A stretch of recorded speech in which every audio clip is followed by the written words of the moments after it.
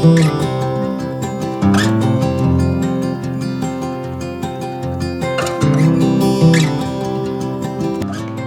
hello, and welcome back to another episode of the Anastasia podcast. I am coming to you solo today, and I haven't had a chance to do that in a few weeks.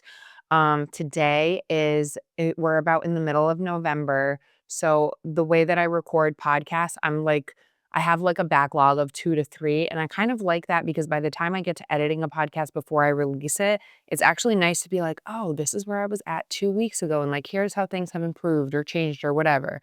But I realize like for the listener, that might be a little bit like back forth, because if I'm talking about topics that are upcoming, like right now, Thanksgiving is coming up, this podcast might actually even be posted after Thanksgiving. It might be like a little distracting, but either way, I will find my flow. I was caught up on podcasts like once, but I didn't pre-schedule it. And then we went away for a wedding in Pennsylvania, and Matt and I recorded about that last week. And that was like so fun. It just gave us a chance to just unplug from our lives and like recalibrate, recharge, like have time together, reconnect, etc.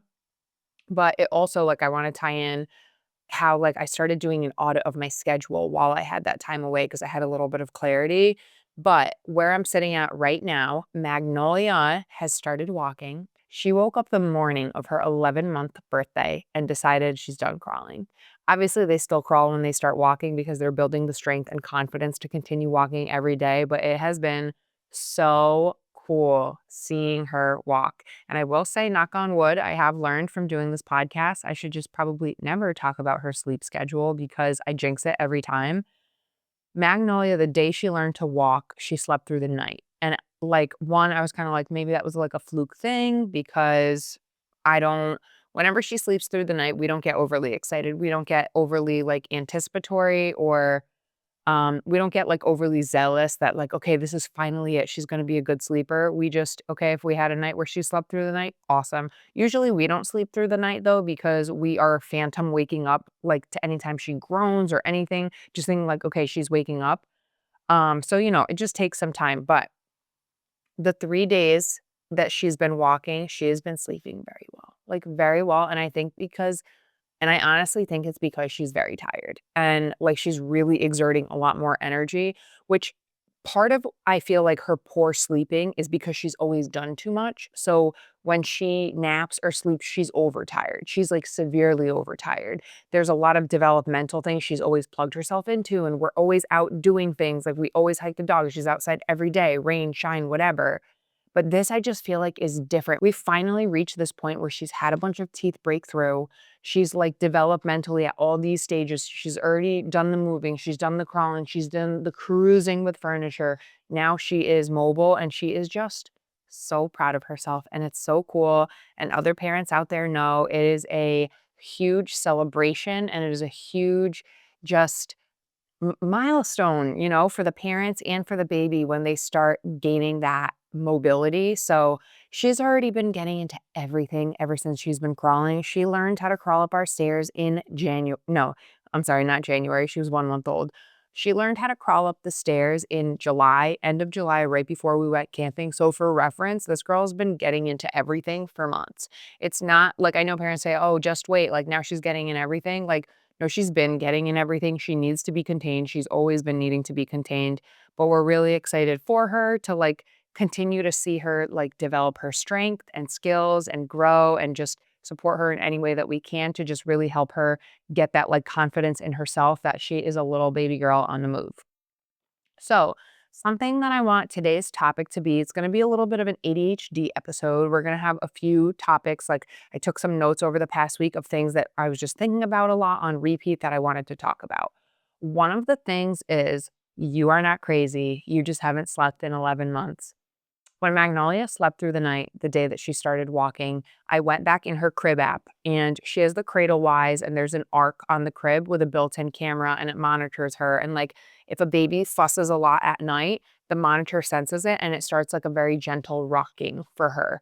And then you control the intensity of the rocking, like from the app. You can have like a little bit more aggressive rocking. When she was learning how to flip over and stuff like that, we really lessened the intensity of the rocking because we didn't want the rocking of the crib to be countering the little like muscles and strength she was just learning, or like she was just learning how to use with like lifting her head. Like we didn't want her laying trying to lift her head, but the crib is rocking her so much that it's pushing her head down. So you adjust all those things as a parent, but her sleeping patterns and movement patterns are categorized in like colors of purple, light purple, or orange. So purple means sleep, light purple means falling asleep, orange means she's awake, black means she's out of the crib.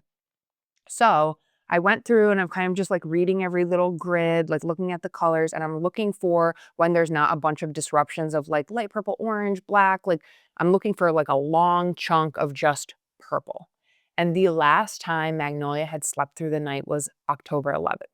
And her birthday was, or her 11th month birthday was November 5th. So for reference, that's almost an entire month. And then we could go back and look at all the days this girl just hasn't, she does not like sleeping. She not a strong sleeper, etc. Parents know this too. When your child catches good naps and good regenerative sleep through the course of the night, you have a different baby. You have a baby that is like explorative, joyful, inquisitive. Like it is, I used to think before having kids that when you would see kids out in public and they're having these meltdowns, like I thought it was like a bratty child or like a, not necessarily a parent thing because I know you can't control it a lot of the time with kids. I am now in the position where it's like, oh, that is literally when the child is sleep deprived, like when the child hasn't had their naps. Yesterday, we had a day where Magnolia didn't get a chance to have either of her 2 naps. Her sleep kept getting interrupted, because we went to go visit a friend with a baby, and then we went to go celebrate Matt's brother's birthday at his parents' house, and this is, like, kind of new territory too because you're like, "Okay, can I save this? Can I save, like, my kid's mood?" Because your child's mood does dictate the type of time you can have wherever you wanna go, and that's why it is a little easier to in this season of life, like, I will know for myself when she is off her routine for too many days, I have to clear my schedule and we're having a home day. We're having a home day. We're having a home day. I need to be available for when she gives me the signs of rubbing her eyes and yawning, like we are going right upstairs. We're doing a bottle. We're turning on your lullabies and you're sleeping. And ever since she started walking, this girl, for a reference, would nap around an hour a day for like weeks. And she is so unbelievably overtired. It's just like not a good time. Makes you not want to run errands, which makes you have to delay all the things on your to-do list, which makes just life and house stuff backed up. But it's literally for self-preservation because I will be damned in this season of my life when I just have one, when I can control it a lot more than when we have a few, going out to the store. Like, and I know sometimes it just is what it is and you have to do it. I personally don't want to deal with that mental headache because I haven't slept in 11 months. So like I'm like, all right, clear the schedule. We're going to be home.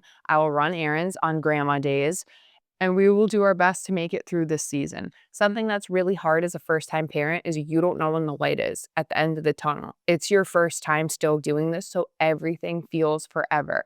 So I think this week when we live in this time where whenever something is off, like, you identify what is not working in your life, in your schedule, etc., and then you course correct.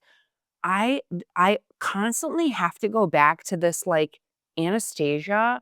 It's not necessarily something that is off. It's not something that I'm doing or not doing, etc. I'm not sleeping. Like I'm not think about if you are a child-free listener or if you are a parent over here. Think about before kids what it's like if you have a poor night of sleep. Like if you have a poor night of sleep, your next day you can either like run on adrenaline a little bit and get you through the day, you can rely on caffeine, but you need to reestablish like a good sleep night to kind of get back on track. If you have a few nights in a row of poor sleep, you are a shell of a person. You are a zombie. Now think about parenthood, and it's not like this for everybody. Everybody's situations are different. Everybody's children are different. But I'm like, how could I have not realized to give myself like so much grace of like, I am not broken. It is not me lacking in XYZ. It is I haven't slept in 11 months and I am a zombie. Like I am a zombie. Think it's wild that I decided this year to start a podcast. The amount of mental pressure I put on myself in retrospect feels like for no freaking reason, but I still do believe this is for a reason. I'm like learning, I'm like building the muscle memory with myself. I'm like recording, editing, whatever. I was just talking to my father-in-law yesterday and I was saying how like right now is not my time for like expanding and promoting my podcast necessarily. I am like working on building the muscle of like record, edit, post because you have to do summaries. You have to like you can't just post something, like, you have to summarize it, you have to post to RSS feeds, YouTube, etcetera, like, there's still already so much to be done to not even advertise. But I do feel like a lot of my content is a little bit evergreen when it relates to parenting stuff, so that at least when I am ready to go back and make snippets and promote my podcast, like, I have I have full faith that I did not, like, lose my window of time around when I release those podcasts, all that stuff will still be pushed out. But why do I bring up like the lack of sleep? That realization made me think of a few things. When Matt and I went to Pennsylvania, I was doing a little bit like audits of my time. I like to look back at my like past few weeks, etc., and think like what's working, what's not working. So for example, something that I know works when I get the chance to wake up before Magnolia and I can do my makeup, maybe read my devotional, do a little something for me before Magnolia wakes up, it is night and day difference how my day flows. It is night and day difference how my day flows because I get to start in charge of that day versus waking up and then the day catapulting. I will say, being a month out from Magnolia turning 1, life is easier. Like things with a baby when you don't know like what taking care of a baby entails, you have like the newborn stage where they need you for absolutely everything to like but they sleep all the time. But it's like the same little routine over and over and over to like then their wake windows begin to get a little longer and you're like or at least I was like, what the frig do I do with this baby? Like, how do I entertain this baby? And then you have this transitionary period where like they are not mobile yet and they're relying on you. And like I would always feel so guilty. I would never leave her in like a swing or anything long, like not even like 10 minutes maybe if she's right there with me because like how boring is that? Like Magnolia has always been a baby that wants to go around, see everything. That's why we love the baby Bajorn. That's kind of the only way we got things done. But her starting to crawl, that mobility was a game changer. And now she's at this developmental stage where, like, even the toys she plays with, like, forget about plush toys. She wants interactive things. She's building like pathways in her brain, understanding building blocks, etc. Like things disappearing, reappearing, puzzle pieces, things working together. Like it is really crazy seeing how rapidly and actively their brains are developing. And truly, like, I'm gonna bring this back to why maternity leave should be a year. That whole first year, there is just so much happening. I've talked about in other episodes how for developmental, like emotional connection, children need their mom for a minimum of the first year. But even like while that attachment development is happening, teething, like physical development, your baby from 0 to 1 year changes so much. Just think of how much they grow, how many different sizes they grow through in clothing. They are becoming their own little personality and then realizing the like outwardly developmental things of their brain and cognitive function and things like that. Like your baby literally learns how to eat. They learn a skill that will serve them for the rest of their life. They go from sucking from 0 to 6 months. Their entire mouth area only really knows how to use the back of their throat for like sucking from a bottle or from drinking milk from mom. And then they literally have to learn how to use their mouths for breaking things down and food and purees into solids. And it is the craziest first year. That's why they do end up sleeping. They do end up sleeping because it reaches like a point where that's it. Like it's erupted. Your child is going to be absolutely exhausted because they've been running a mile a minute for a year. So I was looking back on my schedule and I was kind of thinking, all right, I've always had this thought that after I put Magnolia down at night, I want to go downstairs, tidy up the living room, clean up her toys, clean the kitchen, reset the house, and then I want to sit with my laptop and I can edit my podcast. I really had like a talk with myself maybe 2 weeks ago, and I was like, what's been happening lately? I am so tired that I will like sit on the couch and be like, I'll clean the living room in 1 second. And I open Instagram.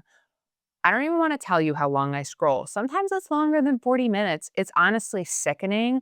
And then you feel like so sad because it really didn't benefit you in any way. You like numbed your mind for an extended period of time. But I always feel so much remorse because one, I can't get that time back. Two, the house is still not clean. So I still have to clean everything. Three, I'm exhausted. I should have just went, washed off my makeup, got into my pajamas, and gotten into my bed. For my podcast is not edited. So I'm like, all right. Instead of starting a cycle of being super disappointed in myself, because I don't know if other moms do this because you just have such high expectations of yourself, I'm like, let me break this down. And I was talking to one of my friends and I was like, here's the thing with motherhood.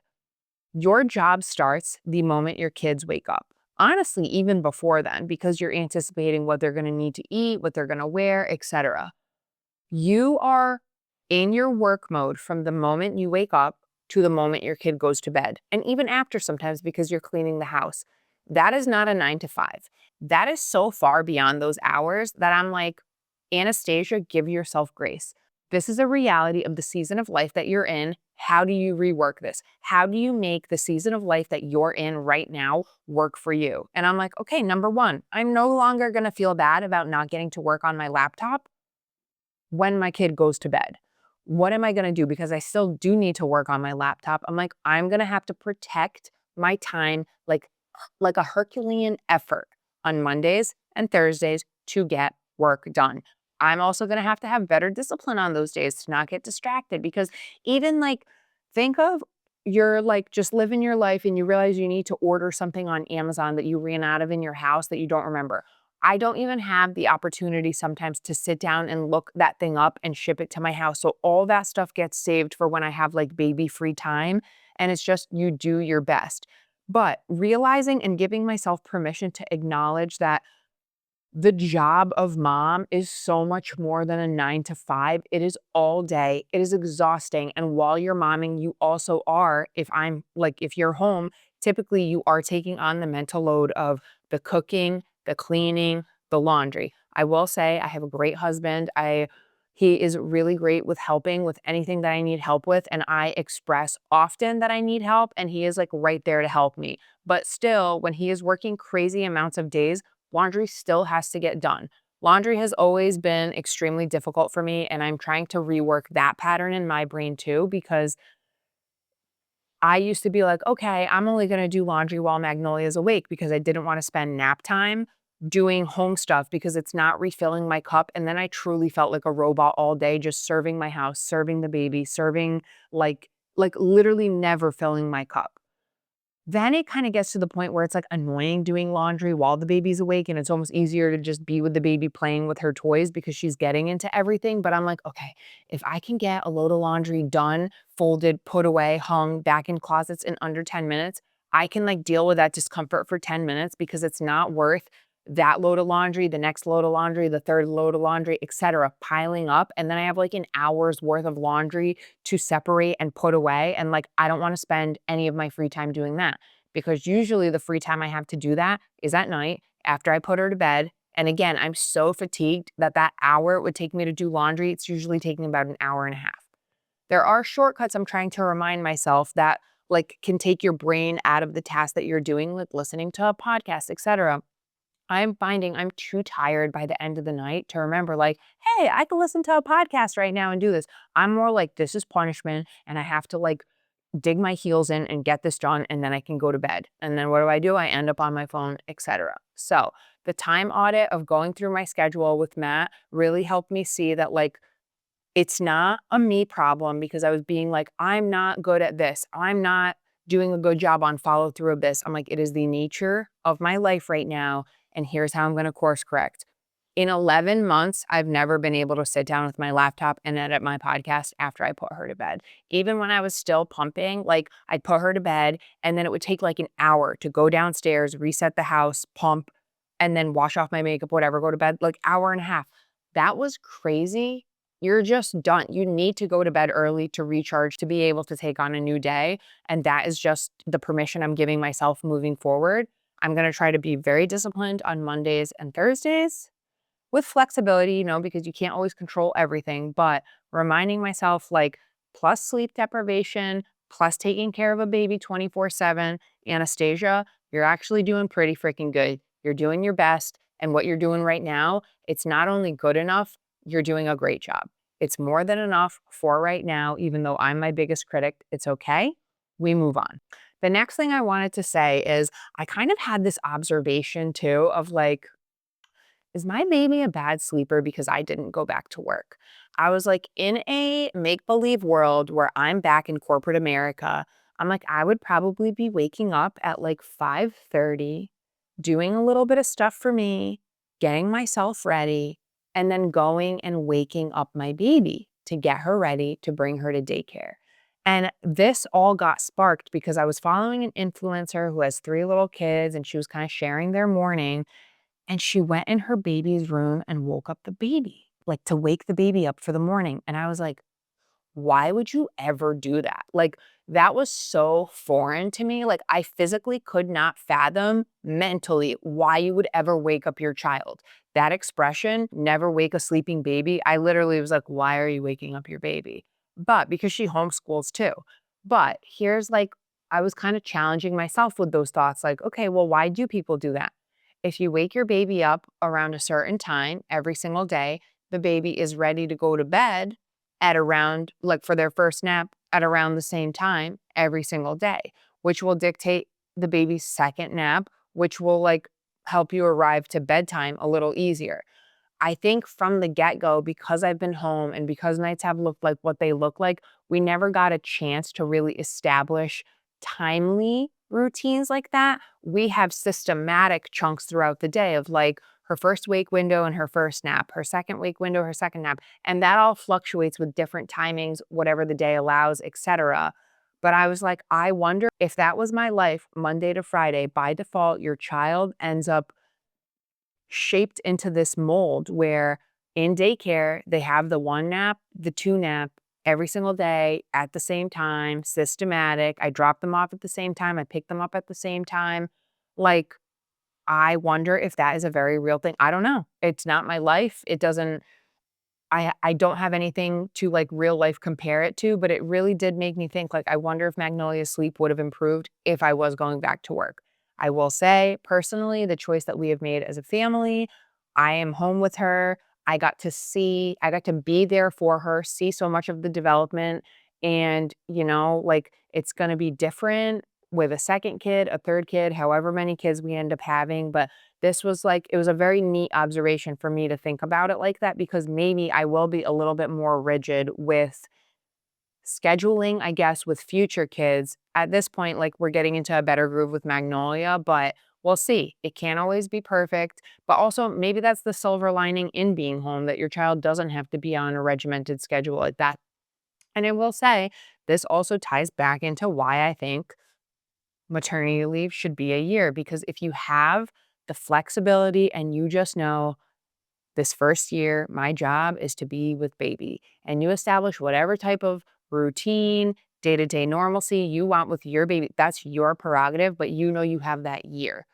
I still, this felt indefinite to me. I don't know when, like, life slowly rolled back out with doing projects for the salon and working on certain things for Sam. And that's 1 day a week. Sometimes it's a little more, but it's just still my first time figuring it out too. And these are just some thoughts that I shared. So let me know if you're a mom that went back to work. Did kind of getting on a Monday to Friday schedule help your child establish a stronger, more predictable sleeping routine? And are you a mom that wakes up your baby in the morning? And is it like actually crazy to you to hear me say like, "Oh my gosh, never wake a sleeping baby, let the baby sleep in." Because literally I've just whatever Magnolia gives, I have always been like, I will take what I can get because it's just been a roller coaster from day one. The last 2 things I want to touch upon before I get into like the win of the week, which I actually think I want to change in my podcast, and I almost want to do it like highlighting a person that I am like admiring or looking up to or whatever. I want to talk about caffeine and I want to talk about trash TV shows.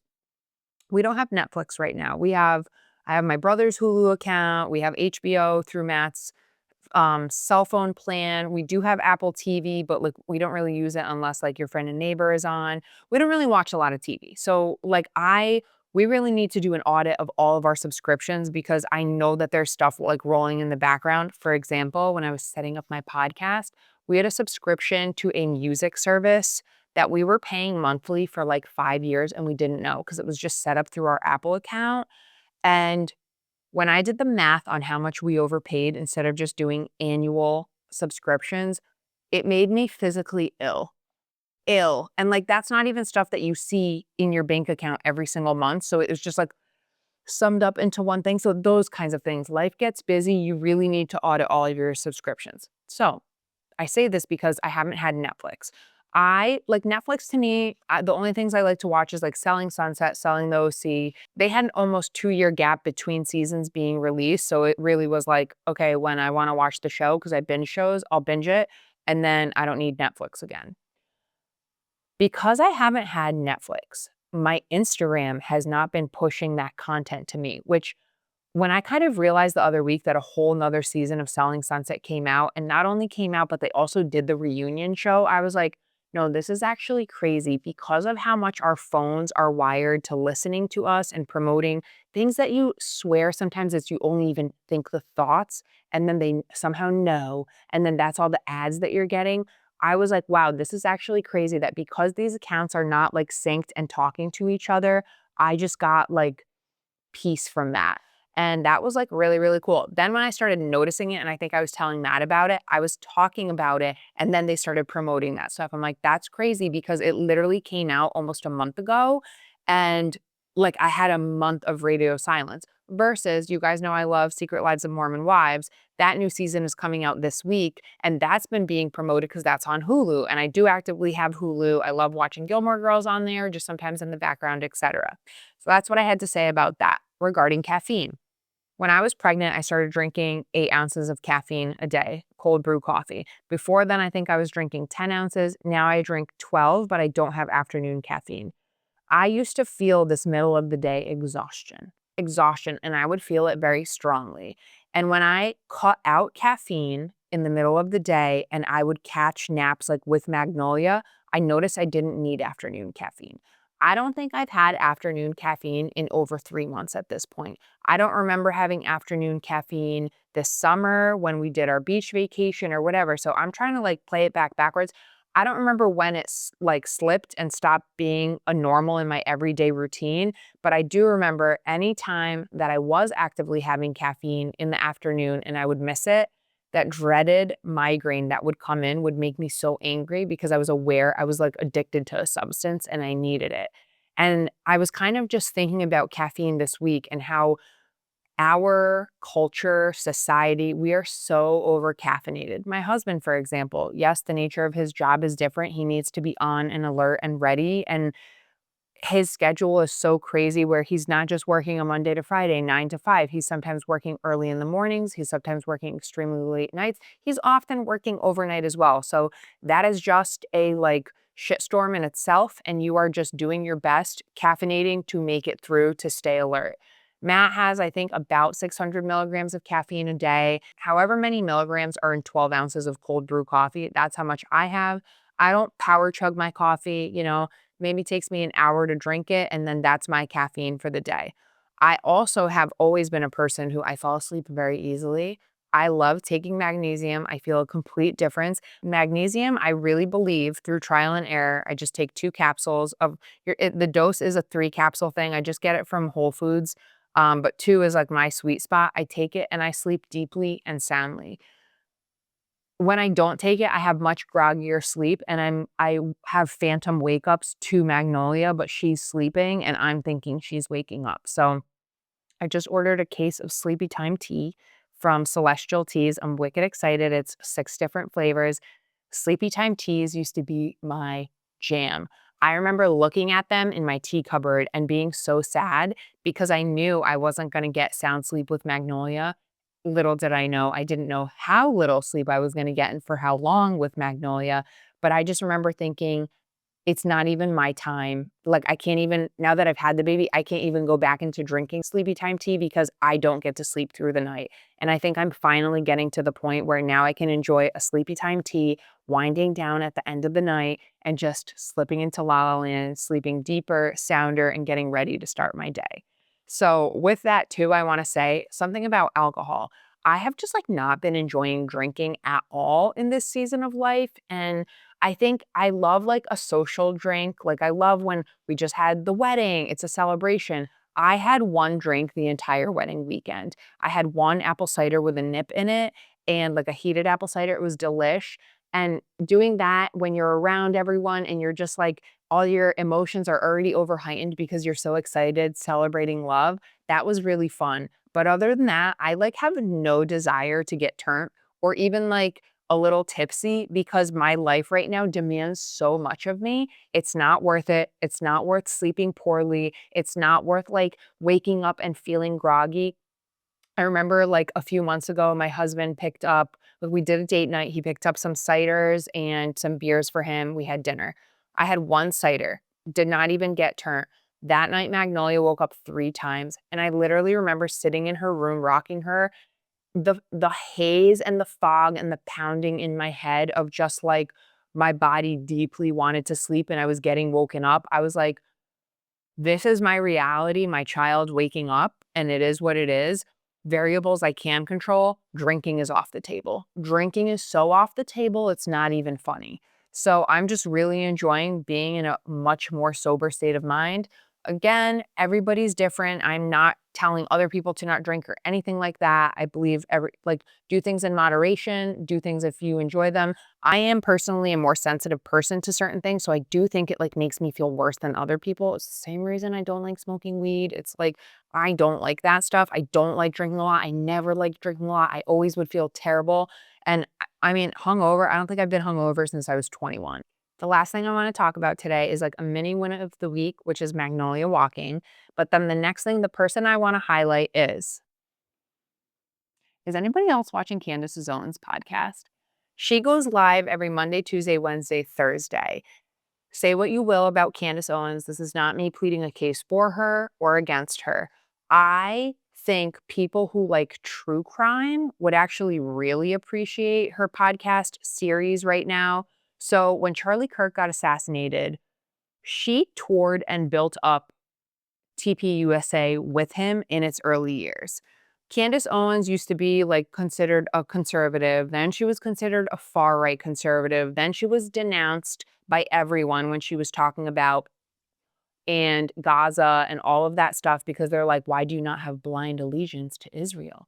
And she's like, well, I just think what's happening in Gaza, whatever. Starts questioning the narrative, instantly gets socially rejected, saying I feel like you hear all the time about people saying you can't say certain words because you'll get blacklisted. And like, I'm like, how do I say these things without saying them? But basically, something that I like about this, like watching her podcast, I think it reminds me of me.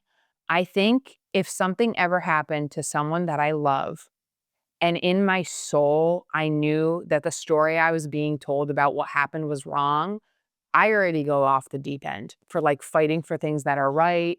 And when it comes to things that are morally corrupt, like I get very passionate about those things. And I think it's because of how my parents like fled Soviet Russia, communist Russia, and all those things. And it's just, I know the gift that we have here in America, but it has just been like, I really like that girl. I really like that girl. I like her even more because she's a mom. She's a mom of 4 and like mom brain. Like this girl is doing her best and she is doing her best. You can tell she has years of learning how to like communicate, articulate, convey certain information. I You don't have to love everything about a person. I just really appreciate watching her podcast. It also kind of helps the time pass with Magnolia, and I've just really been enjoying it. So I really think people who question the narrative about a few things going on in our world today would enjoy it. But I also think people who enjoy investigative things like true crime, this is like in real time that. And I'm not trying to sensationalize anything that happened. I think she does a very good job of reminding her audience or who's ever watching, like, because she's getting called out on a lot of things publicly. And she's like, I don't know. I watched my best friend get assassinated. Like, I watched one of my closest friends get a bullet in the neck. I feel her 200% because I would have that blind tunnel vision to go and seek justice for someone who I care about deeply, and I just think it's a beautiful thing. And I think it's a beautiful thing that we live in America and we have the opportunity to use our free speech, build our own platforms, et cetera, et cetera, et cetera. So that is someone that I wanted to highlight this week. I wonder who I'll highlight next week. But if you haven't watched her podcast yet, I highly suggest going back and starting from right around the time, like September 10th. She did a beautiful tribute to her and Charlie's friendship, and just everything since then. I really like the way that she helps unpack things. I do want to add one more thing. My brother and I have talked about her before, and he's like, yeah, like I looked into her because he doesn't watch her stuff. He's like, all the things that she says get debunked. The thing is, with little snippets of clips, when you take things out of context and you don't hear the whole conversations, this happens all the time with like electoral debates, whether it's governors, mayors, like things right now with everything going on in New York. I went back, I watched some full speeches in full context, and you're really able to make judgments and decisions for yourself on hearing candidates speak about whole things. Everything on social media is shortened, it is sensationalized, it is designed to grab your attention and make you angry and give an emotional response. And I think when you go back and you just give someone an opportunity to share what they're sharing in the full capacity of the hour that she's speaking or whatever, I've always found that the things that she shares, she owns up if she ever misspeaks, misquotes, gets something wrong. And at the end of the day, I think we just all try our best. So do it, don't do it. Either way, I'm really grateful that you guys tuned in this week to hear this podcast. Christmas is coming. Noli is going to be one in a few short weeks. I'll see you guys next week. Bye.